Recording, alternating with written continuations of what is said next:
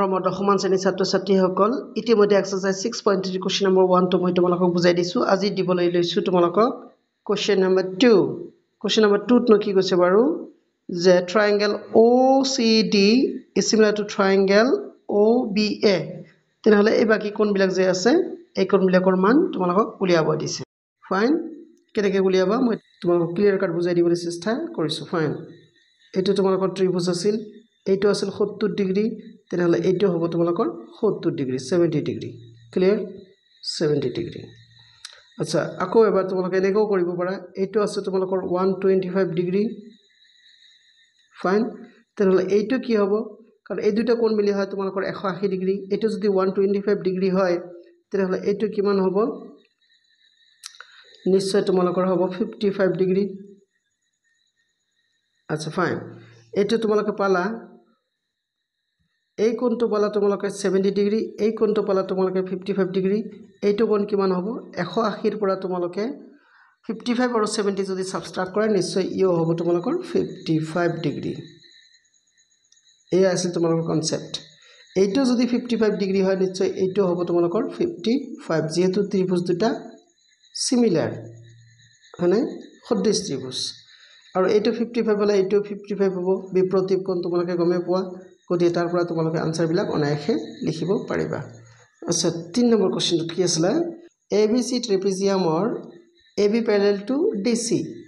AC আৰু BD কৰ্ণৰ পৰস্পৰ O বিন্দুত ছেদ কৰে ত্ৰিভুজ দুটা কোণ সাদৃশ্য তত্ত্ব ব্যৱহাৰ কৰি দেখুৱা যে OA by OC = OB by OD fine এটা কেতিয়া আমাক কৰিব লাগে আমি কেনেকৈ কৰিম চোৱা তোমালোকে ফাৰ্স্ট অফ অল আমি এটা ট্ৰেপিজিয়াম আঁকিছো এটা ট্ৰেপিজিয়ামটো গমে পোৱা তোমালোকৰ যি চতুৰ্ভুজৰ দুডাল বাহু সমান্তৰাল তাকে ট্ৰেপিজিয়াম বুলি কওঁ এইটো ধৰিলো তোমালোকৰ A B এইটো C এইটো D ফাইন ইয়া হল তোমালোকৰ BD কৰ্ণ ইয়া হল তোমালোকৰ হোপলেছ ইয়া হ'ব তোমালোকৰ AC কৰ্ণ ফাইন ইয়াতে পৰস্পৰ কোন বিন্দুত কটাকটি কৰিছে O বিন্দুত কটাকটি কৰিছে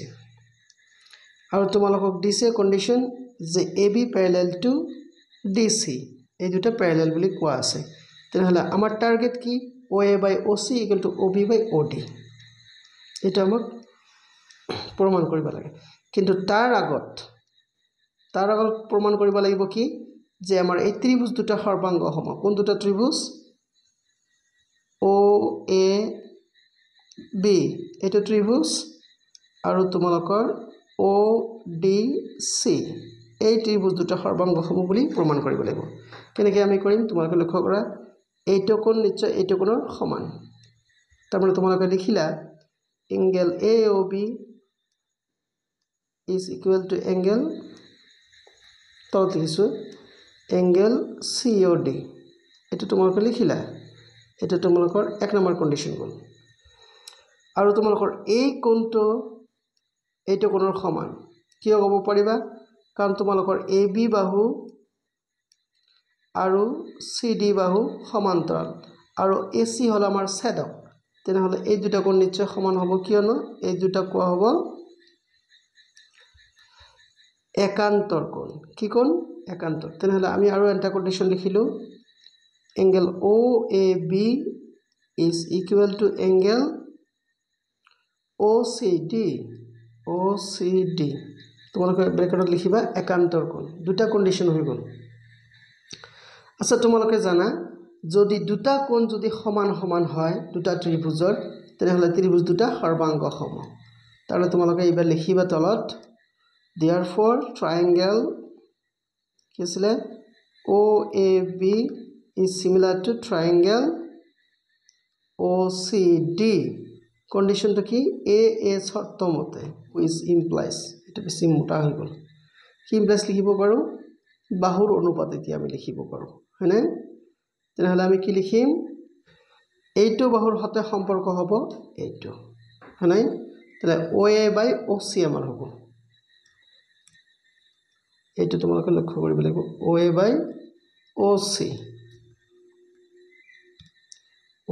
OC হ'ব তেন্তে OB ৰ লগত কাৰ সম্পৰ্ক হ'ব OD ৰ লগত clear OA by OC equal to OB by OD চাইছা তোমালোকৰ কোৱেশ্চনৰ লগত এতিয়া মিলি গৈছে এই হ'ব তোমালোকৰ প্ৰুভড গ'ল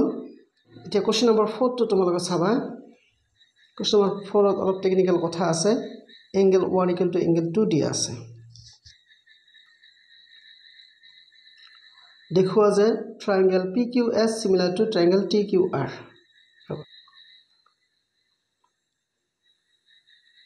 ইয়াত তোমালোকৰ ত্ৰিভুজ